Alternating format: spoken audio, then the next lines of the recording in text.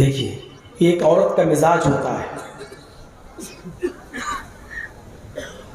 بیوی نے کہا پتی سے، شوہر سے کہ میں گھر جانا چاہتی ہوں، چلی جاؤں؟ تو شوہر نے کہا بڑی اچھی بات ہے، اپنے ماں باپ سے ملنا چاہتی تو جاؤ، میری طرف سے پوری اجازت ہے. ایک دم چیخ پڑی، ہاں تم تو چاہتے ہی ہو کہ میں گھر چلی جاؤں، تمہیں سکون مل جائے گا. ہاں تمہیں کہاں میری ضرورت ہے، تم تو چاہتی ہو کہ میں گھر چلی جاؤں. شوہر نے کہا لا حول ولا قوت الا باللہ. ارے کمبخت، تو نہیں تو کہا کہ میں گھر جانا چاہتی ہوں، میں اجازت دے رہا ہوں تو بیکار ہو گیا. اب اسی عورت کا مزاج دیکھیے، شوہر سے کہتی ہے کہ میں گھر جانا چاہتی ہوں، کیا میں چلی جاؤں؟ شوہر کہتا ہے نہیں ابھی مت جاؤ. کیا کرو گی؟ 2-4 دن کے بعد چلے جانا، ابھی مجھے بہت سے کام ہیں، تو ہماری ہیلپ کرو. ہاں میں تو جب سے آئی ہوں تب سے نوکر بن گئی، تو رہ رہی ہوں گھر میں، قید کر کے رکھ دیا ہے تم نے مجھے اپنے گھر کے اندر، کبھی میکے نہیں جانے دیتے ہو. شوہر نے کہا لا حول ولا قوت الا باللہ. بھیجوں تو آفت، نہ بھیجوں تو مصیبت. اب شوہر کرے تو کیا کرے بیچارہ. اس صورتحال کو سمجھنا ہے. ایسے ہی نہیں 2 جملوں میں بات ختم کی تھی اللہ کے نبی صلی اللہ علیہ وسلم نے. کیا کہا تھا؟ پہلا ریزن کیا ہے تمہارے سب سے زیادہ جہنم میں جانے کا؟ تکثرن اللعن، تم لعن و طعن زیادہ کرتی ہو، منہ زیادہ چلاتی ہو. اور لعن طعن کا مطلب فلانی ایسی، فلانی ڈھمکا ایسی ہے، اچھا وہ بہت غلط، کسی نہ کسی کی برائی چل رہی ہو. اور دوسری چیز آپ نے کیا فرمائی؟ وَتَكْفُرْنَ الْعَشِيرَ، تم اپنے پتی کی، شوہر کی، اپنے ہسبینڈ کی نافرمانی بہت کرتی ہو. عورتیں جہنم میں سب سے زیادہ جو جائیں گی وہ صرف 2 ریزن کی وجہ سے. ایک تو اپنی زبان درازی کی وجہ سے، الٹا سیدھا بولنے کی وجہ سے، اور دوسرا اپنے شوہر کی نافرمانی کرنے کی وجہ سے. میں صرف یہ بتانے کا مقصد یہ ہے کہ زیادہ لمبی چوڑی تقریر نہیں ہوتی تھی. اللہ کے رسول نے 2 باتیں کہی بس، اس کے بعد خطبہ ختم. کتنی دیر لگی؟ اے عورتوں صدقہ و خیرات کرو، میں نے جہنم میں تمہیں سب سے زیادہ جلتے ہوئے دیکھا ہے. کچھ عورتوں نے سوال کیا سب سے زیادہ جلنے کی وجہ کیا ہے؟ اللہ کے نبی نے فرمایا تم لعن طعن زیادہ کرتی ہو اور شوہر کی نافرمانی زیادہ کرتی ہو. بس وآخر دعوانا ان الحمدللہ رب العالمین. کتنی دیر لگی؟ تقریر ہو گئی، نصیحت ہو گئی، جاؤ پہلے اسی پر عمل کرو. اور ان عورتوں نے بھی ضد نہیں کی، نہیں اللہ کے رسول ہم تو بڑی دور سے آئے ہیں، ہمیں اور سنائیے اور سنائیے اور سنائیے اور سمجھائیے. ذرا غور کرو مزاج کیا بنا دیا آج ہم نے.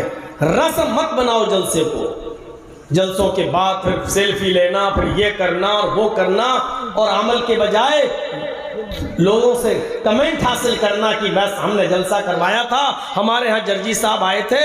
اب تو کھانا کھانے جہاں بیٹھو تو ادھر بھی فوٹو لے لیے جاتے، پانی پیو تو ادھر بھی فوٹو لے لیے جاتے ہیں. بستر پر لیٹا ہوا ہے، کوئی آدمی ملنے آیا تو وہ بھی لیٹے لیٹے فوٹو لے رہا ہے. ہمیں تو ڈر لگتا ہے کہیں اگر باتھ روم میں جاؤں تو ادھر کا فوٹو نہ لینا شروع کر دیں گے لوگ کہ ادھر کا بھی لے لیا جائے، بھائی چھوڑا ہی نہیں جائے.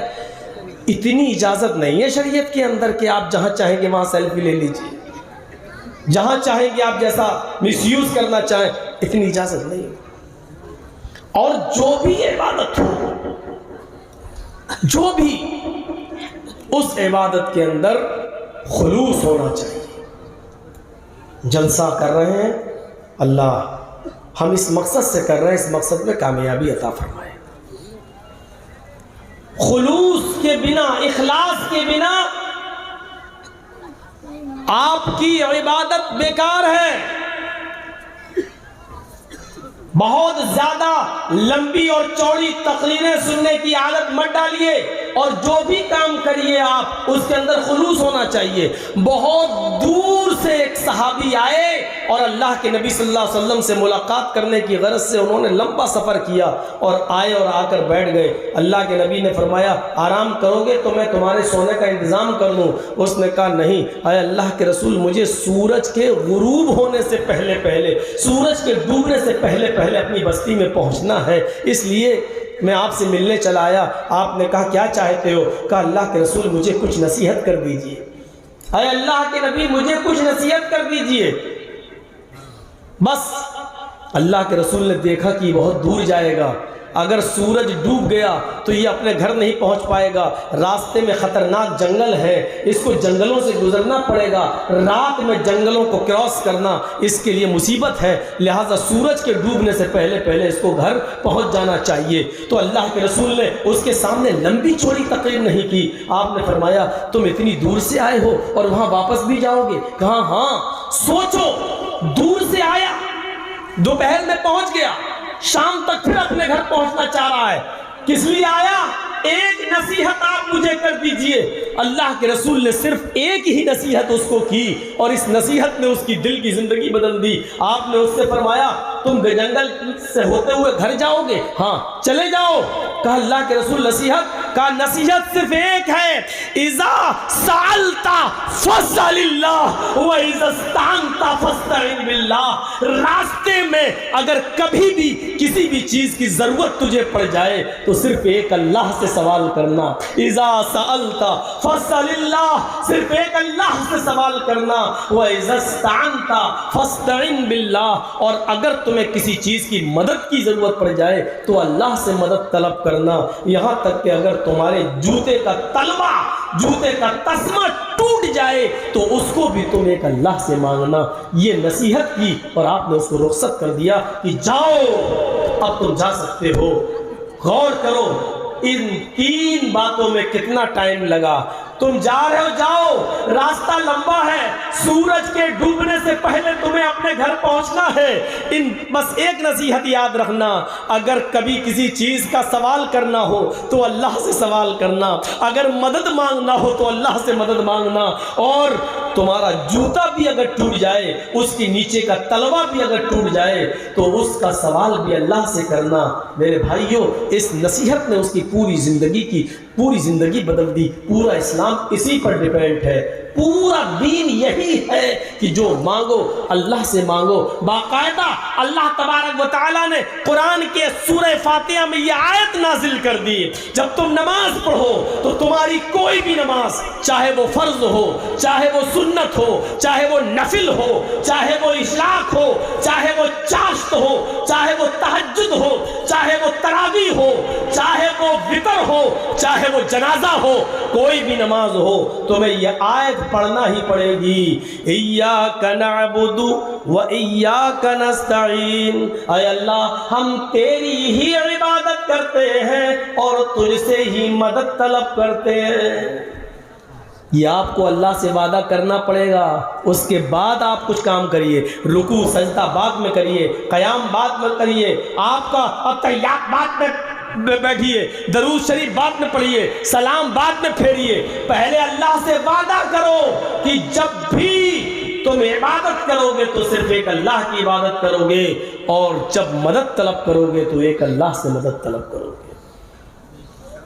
ایاک نعبد و ایاک نستعین، یہ کہنا پڑتا ہے کچھ بھی مانگنے سے پہلے، اے اللہ ہم تیری ہی عبادت کرتے ہیں اور تجھ سے ہی مدد طلب کرتے ہیں۔ یہ پڑھنے کے بعد اب آپ کو مانگنا ہے جو کچھ مانگیے۔ اہدنا الصراط المستقیم، اے اللہ بھی ہم نے کہا کہ عبادت تیری کریں گے اور مدد بھی تجھ سے لیں گے، تو اب تو میری مدد فرما۔ ہم عبادت میں لگے ہوئے ہیں، نماز پڑھ رہے ہیں، رکوع کر رہے ہیں، سجدہ کر رہے ہیں، اب تو میری مدد بھی کر، کیونکہ عبادت کرنا میرا کام ہے اور مدد کرنا تیرا کام ہے۔ اس لیے اللہ عبادت میں نے شروع کر دی، تو بھی مدد کرنا شروع کر دے، اور سب سے پہلے میری مدد اس کام پر کر۔ اہدنا الصراط المستقیم، اے اللہ مجھ کو سیدھے راستے پہ چلا جو تیرا راستہ ہو، تیرے نبی کا راستہ ہو، قرآن کا راستہ ہو، حدیث کا راستہ ہو، جو بزرگوں کا، صالحین کا نبی انبیاء کرام کا، بزرگان دین کا، ان کا جو راستہ ہو اس راستے پر تو ہم کو چلا۔ صراط الذین انعمت علیہم غیر المغضوب علیہم ولا الضالین۔ اے اللہ مجھے ان لوگوں کے راستے پہ مت چلا جن کی اوپر تیرا غضب اور غصہ نازل ہوا، جن کو تو نے اپنے غیظ و غضب اور غصے سے ہلاک و برباد کر دیا، یعنی یہود و نصارہ کے راستے پر تو ہم کو نہ چلا۔ آپ اس بات کا اقرار کر رہے ہیں کہ عبادت ہم نے شروع کر دی تو مدد کرنا تو شروع کر دے، اور اس کی جیتی جاگتی مثال نماز ہے۔ عبادت آپ کر رہے ہیں، اللہ سے مدد مانگ رہے ہیں، یہ دو ٹکڑے ہیں۔ اے اللہ ہم تیری ہی عبادت کرتے ہیں اور تجھ سے ہی مدد مانگتے ہیں۔ عبادت کون کرتا ہے؟ بندہ، اور مدد کون کرتا ہے؟ اللہ۔ اس کا مطلب کیا ہے؟ بندے تو اپنا کام کر، میں اپنا کام کروں گا۔ تیرا کام کیا ہے؟ تیرا کام یہ ہے کہ عبادت تو میری کرتا جا، اور میرا کام یہ ہے کہ ہم تیری مدد کرتے جائیں۔ یہ اس بات کا اقرار ہے ہم اللہ کی عبادت کرنا شروع کر دیں، اللہ ہماری مدد کرنا شروع کر دیں۔ اور اب عبادت کس کو کہتے ہیں؟ مسجد میں چلے جاؤ 4 رکعت نماز پڑھ لو، یہی عبادت ہے؟ نہیں، ہر وہ کام عبادت ہے جس کام کے کرنے پر آپ کو ثواب ملتا ہے، ہر وہ کام عبادت ہے۔ راستے میں پتھر پڑا ہوا ہے اس کو ہٹا دینا اور راستے سے دور کر دینا بھی عبادت کا حصہ ہے۔ کانٹا پڑا ہے، چھلکا پڑا ہے، کسی اندھے کا پیر اس پر نہ رکھ جائے، پھسل نہ جائے، کوئی بوڑھا آدمی نہ دیکھ پائے بیچارہ، وہ گرے گا گھٹنے کے بل، بیچارے کی کمر میں ریڑھ کی ہڈی ٹوٹ جائے گی، آپ نے اس کو ہٹا دیا۔ تو عبادت صرف وہی نہیں ہے۔ ایک اور عبادت بتا دوں، بہت سستی عبادت، سستی نہیں، فری کی عبادت، اور چاہو تو روزانہ ثواب لے سکتے ہو۔ اللہ کے نبی صلی اللہ علیہ وسلم نے فرمایا کہ اگر کوئی شخص روٹی کا لقمہ اٹھا کر پیار اور محبت سے اگر اپنی بیوی کو بھی کھلا دے اور اس کے منہ میں ڈال دے تو اس پر بھی ثواب۔ تو پتہ کیا چلا کہ یہ بھی عبادت کا ایک حصہ ہے، ثواب مل رہا ہے، اور جس چیز پر ثواب ملے وہ عبادت کا حصہ ہے۔ اب تم آفس میں 5 بجے آؤ گے تو بیوی تمہارا انتظار کرے گی۔ ہم نے جھمیلے اتنے پال رکھے ہیں کہ وہ گھروں میں جو محبت پیدا کی تھی اللہ کے رسول صلی اللہ علیہ وسلم نے، وہ نکل گئی۔ حضرت عائشہ صدیقہ فرماتی ہیں کہ میرے پاس ایک کھجور آئی کہیں سے، میں نے اس کو اٹھا کر رکھ دیا۔ اللہ کے نبی صلی اللہ علیہ وسلم مسجد میں نماز پڑھانے گئے ہیں، تھوڑی دیر لوگوں کو واعظ و نصیحت کریں گے، دعوت و تبلیغ کے بعد تھکے ہوئے گھر آئیں گے، پتہ نہیں آپ نے کچھ کھایا ہوگا یا نہیں کھایا ہوگا، کچھ پیا ہوگا یا نہیں پیا ہوگا۔ یہ کھجور میرے پاس کہیں سے آئی، میں اس کھجور کو رکھ دیتی ہوں، اللہ کے نبی کو کھلا دوں گی۔ ایک کھجور، اور اس کو خود نہیں کھا رہی ہیں، اللہ کے رسول کے لیے رکھ دیا۔ جذبہ دیکھ رہے ہیں شوہر کا کتنا خیال، اور کون؟ امی عائشہ۔ اور عمر کتنی ہے اس وقت؟ ہوگی تقریباً 14 سال یا 15 سال کی بس۔ اور جب 18 سال کی ہوئی تھی حضرت عائشہ تب تو اللہ کے رسول اس دنیا ہی سے چلے گئے تھے۔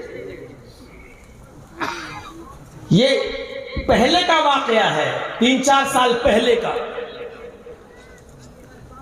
14-15 سال کی ابو بکر کی بیٹی اور نبی اکرم کی بیوی میں اتنی عقل۔ آج ہماری بچیوں کی شادی جب ہوتی ہے 20, 22, 25 سال کی عمر میں، تو ماں اور باپ کی طرف سے جو جہیز کا سامان ملتا ہے ان عورتوں کو، ہماری بیٹیوں کو اپنے گھروں میں سسرال جانے کے بعد اپنے ماں باپ کے طرف سے ملے ہوئے برتنوں کو بھی سنبھالنا نہیں آتا ہے. ابھی وہ اس کو بھی صحیح طور سے سجا کر نہیں رکھ پاتی ہیں. ان کو یہ سلیقہ نہیں، کیونکہ کالجز اور یونیورسٹیز کی پڑھائی نے ان کو گرہستی چلانے کے سلیقے سے محروم کر دیا ہے. وہ بیچاری یہ جانتی ہیں کہ بچے پیدا ہوں گے تو میں ممی ہو جاؤں گی اور اپنے شوہر سے ڈیڈی کہلواؤں گی.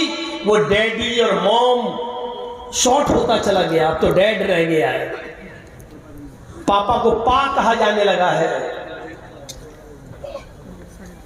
جو لفظ امی تھا وہ ممی میں بدل گیا ہے، اور ممی سے بھی بدل کر اب موم ہو گیا ہے.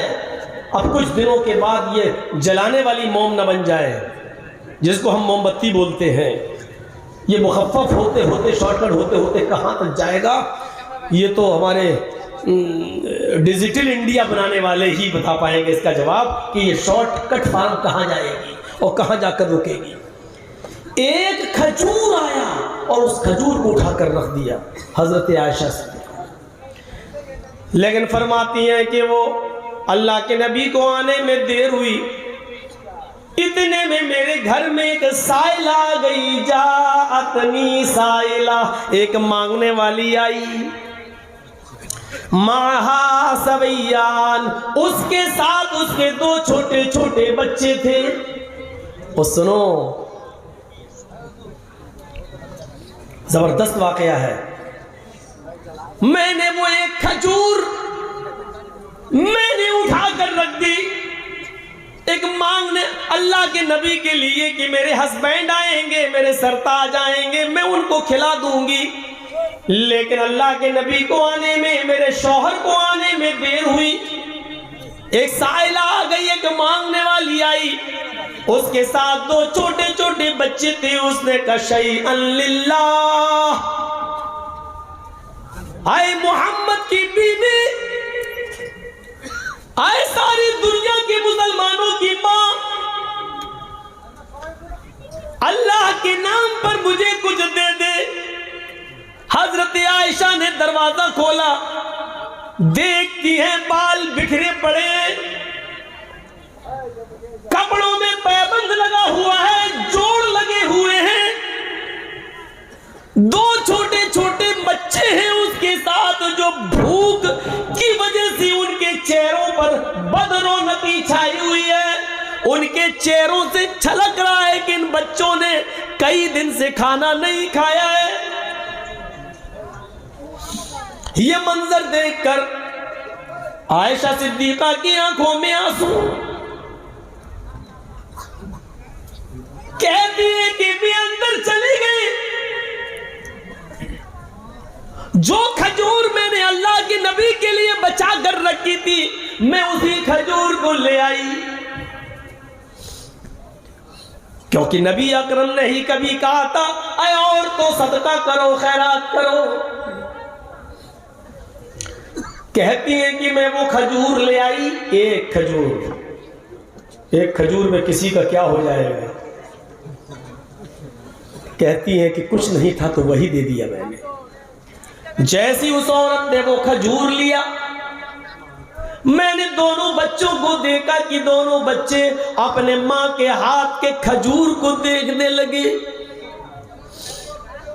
دائیں طرف جو بچہ تھا وہ چاہتا تھا کہ یہ کھجور مجھے مل جائے، بائیں طرف کا بچہ چاہتا تھا کہ ماں یہ کھجور مجھے دے دے. عائشہ فرماتی ہے میں نے اس عورت کو دیکھا، اس نے اس کھجور کے 2 ٹکڑے کر دیے، بیچ سے گٹھلی نکالی اور پھینک دیا، اور اس کھجور کے اس نے 2 ٹکڑے کیے، 2 پارٹس میں ڈیوائیڈ کر دیا. ہاف آدھا کھجور اس نے اس بچے کو دے دیا اور آدھا کھجور اس نے اس بچے کو دے دیا. یہ بخاری میں ہے، یہ حدیث بخاری میں ہے، لیکن مسلم شریف کی حدیث میں تھوڑا سا جملہ بدلا ہوا ہے. حضرت عائشہ کہتی ہیں کہ میرے پاس 3 کھجوریں کہیں سے آ گئیں. میں نے دونوں حدیثیں میں آپ کے سامنے پیش کر دے رہا ہوں. یہ والی میں نے کر دی بخاری کی، اب مسلم بھی سن لو. مسلم کے اندر کیا ہے؟ میرے پاس 3 کھجوریں کہیں سے آئیں، میں نے ان کھجوروں کو اللہ کے نبی کے کھانے کے لیے رکھ دیا تھا. نبی کو آنے میں دیر ہوئی، ایک مانگنے والی میرے دروازے پہ آئی، میں ان 3 کھجوروں کو لے کے نکلی. میں نے دیکھا اس عورت کے ساتھ 2 بچے ہیں. میں نے ان 3 کھجوروں کو اس عورت کو دے دیا. اس عورت نے ایک کھجور ایک بچے کو دیا، دوسرا کھجور دوسرے بچے کو دے دیا، اور ایک کھجور اس نے اپنے کھانے کے لیے رکھ لیا کہ اس کو میں کھا لوں گی. بچوں نے اپنے اپنے کھجور کھا لیے. ماں اپنے دونوں بچوں کو دیکھ رہی ہے، دونوں بچوں نے اپنے اپنے کھجور کھا لیے.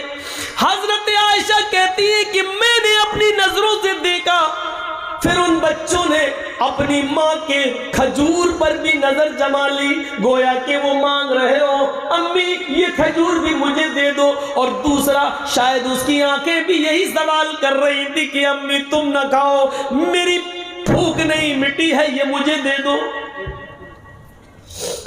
عائشہ فرماتی ہیں ان بچوں نے زبان سے تو نہیں مانگا، لیکن ان بچوں کی نظروں نے ماں کو یہ بتا دیا کہ میرے بچے، ان کی آنکھیں کیا سوال کر رہی ہیں. اس ماں کو رحم آیا، اس نے ایک کھجور خود نہیں کھایا، بچوں نے اپنے اپنے کھجور کھا لیے، اور ماں نے اپنے کھجور کی گٹھلی نکالی اور پھینکا، اور اپنے اس کھجور کے 2 ٹکڑے کر دیے. آدھا اس بچے کو دے دیا اور آدھا اس بچے کو دے دیا. یہاں تک تھوڑا سا الفاظ میں فرق تھا، وہاں 1 کھجور یہاں 3 کھجور، لیکن یہاں آنے کے بعد ایک ہو گئے کہ تیسری کھجور جو ماں کے پاس تھی، ماں نے اس کو بھی نہیں کھایا بلکہ اس کھجور کو بھی 2 ٹکڑوں میں بانٹ دیا، ایک اس کو ایک اس کو. بچوں کو کھلا دیا اور دعا دے کے چل دی. تھوڑی دیر کے بعد اللہ کے نبی صلی اللہ علیہ وسلم گھر میں تشریف لائے. کہا عائشہ تم نے کچھ کھایا؟ حضرت عائشہ فرماتی ہیں نبی نے میرے بارے میں پوچھا ضرور کہ تم نے کچھ کھایا کہ نہیں کھایا، لیکن حقیقت یہ ہے کہ اللہ کے نبی یہ پوچھنا چاہ رہے تھے عائشہ کیا کچھ میرے لیے بھی موجود ہے یا نہیں. ایک شوہر کی ذمہ داری دیکھیے، کیا کہتے ہیں عائشہ تم نے کچھ کھایا؟ میں تو صبح سے دعوت و تبلیغ میں گیا تھا، تم نے کچھ کھایا؟ لیکن حضرت عائشہ کیسی بیوی تھی، وہ کہہ رہی ہیں اللہ کے نبی پوچھ رہے ہیں میرے بارے میں، لیکن حقیقت یہ ہے کہ اللہ کے رسول صلی اللہ علیہ وسلم یہ جاننا چاہ رہے ہیں کہ تم نے کھایا، میرے لیے بھی کچھ تھوڑا بہت چھوڑا یا گھر میں کچھ ہے. بیوی کی نظریں پہچاننے والی ہونی چاہیے شوہر کی حالت کو. اما عائشہ پہچان کہنے لگی ہیں اے اللہ کے نبی میری فکر چھوڑیے، میرے پاس 1 کھجور تھی یا 3 کھجوریں تھیں، میں نے آپ کے لیے رکھ لیا تھا. اچھا پھر کیا ہوا؟ تم کھا گئی ہو کیا؟ نہیں، جب آپ کے لیے رکھا تھا تو میں کیسے کھاتی؟ تو پھر کیا ہوا؟ کہا ایک مانگنے والی آئی، پھر اس کے ساتھ 2 چھوٹے چھوٹے بچے تھے. اچھا، اس نے اللہ کے نام پہ مانگا، میں نے اس کو 3 کھجوریں دے دی، اس نے ایک ایک کھجور اپنے دونوں بچوں کو دے دی، اور 1 کھجور بچی جو خود کھانا چاہتی تھی لیکن بچوں کی بھوک کے آگے مجبور ہو گئی، اور اس نے اپنے اس کھجور کے بھی 2 ٹکڑے کر کے آدھا اس کو اور آدھا اس کو دیا اور آگے بڑھ گئی. اب عائشہ کہتی ہیں کہ اللہ کے نبی کو جب میں نے یہ منظر بتایا تو آپ نے فرمایا عائشہ کیا اس عورت کو ایسا کرتے ہوئے تو نے اپنی آنکھ سے دیکھا ہے؟ میں نے جواب دیا ہاں. اے اللہ کے نبی کیا اس کے ساتھ 2 چھوٹے چھوٹے بچے تھے؟ ہاں۔ کیا اس عورت نے خود نہیں کھایا اور اپنے کھجور کے بھی 2 ٹکڑے کر کے ایک دونوں بچوں کو دے دیا آدھا؟ ہاں۔ عائشہ تمہیں قیامت کے دن گواہی دینا پڑے گی، مجھے سچ بتاؤ کیا تم نے ایسا اپنی آنکھوں سے دیکھا ہے؟ ہاں۔ کیا وہ عورت اپنے بچوں کے لیے آزمائش میں اور امتحان میں ڈالی گئی ہے؟ ہاں۔ فرمایا عائشہ اگر تم سچ کہہ رہی ہو اور یہ چیز تم نے اپنی آنکھوں سے دیکھا ہے تو تم جانتی ہو وہ عورت جو خود بھوکی رہ کر جس نے اپنے بچوں کو کھلایا آدھا کھجور ہی صحیح، لیکن اس نے اپنے پیٹ پہ پتھر باندھ کر اپنے بھوک پر کنٹرول کر کے اس نے اپنے بچوں کو کھلایا، وجبت علیہ الجنہ، وجبت علیہ الجنہ، وجبت علیہ الجنہ۔ عائشہ اس عورت نے اپنے اوپر جنت واجب کر لی، اس عورت نے اپنے اوپر جنت فرض کر لی، اللہ اس عورت کو جنت دے کر رہے گا۔ وہ عورتیں بچوں کی پرورش کی فضیلت کیا جانیں جن کو بچے چاہیے ہی نہیں اور جا کر ایبورشن کراتی ہیں اور کہتی ہیں کہ بس 2-3 کافی ہیں، اب ہمیں اس کی ضرورت نہیں۔ وہ کیا جانے بچوں کی پرورش کا اجر کیا ہوتا ہے اور ثواب کیا ہوتا ہے، اور اپنے آپ کو بھوکا رکھ کر بچوں کو پالنے پر اللہ کے نبی کہتے ہیں کہ اس عورت نے جنت کو واجب کر لیا۔ یہ جذبہ، یہ عبادت، اس نے نماز نہیں پڑھی تھی اس عورت نے، اللہ اکبر، سلام نہیں پھیرا تھا، رکوع سجدہ نہیں کیا تھا، لیکن خود بھوکی رہ کر اپنے بچوں کو پالا، کھلایا پلایا۔ اس پر بھی اللہ کے نبی کہہ رہے ہیں کہ اس پر جنت واجب۔ اس کا مطلب یہ ہے کہ اپنے آپ کو بھوکا رکھ کر اپنے بچوں کو پالنا، ان کو کھلانا اور پلانا، ان کے لیے محنت کرنا، ان کے لیے مزدوری کر کے لانا اور ان کا پیٹ پالنا بھی عبادت ہے۔ تم اللہ کی عبادت کرتے رہو، اللہ مدد کرتا رہے گا، یعنی رزق حلال کماتے رہو۔ تم کوشش تو کرو حلال روزی کمانے کی، کیونکہ یہ عبادت ہے۔ اللہ نے کہا تم عبادت جب کرو گے میری تو مدد ہم کریں گے۔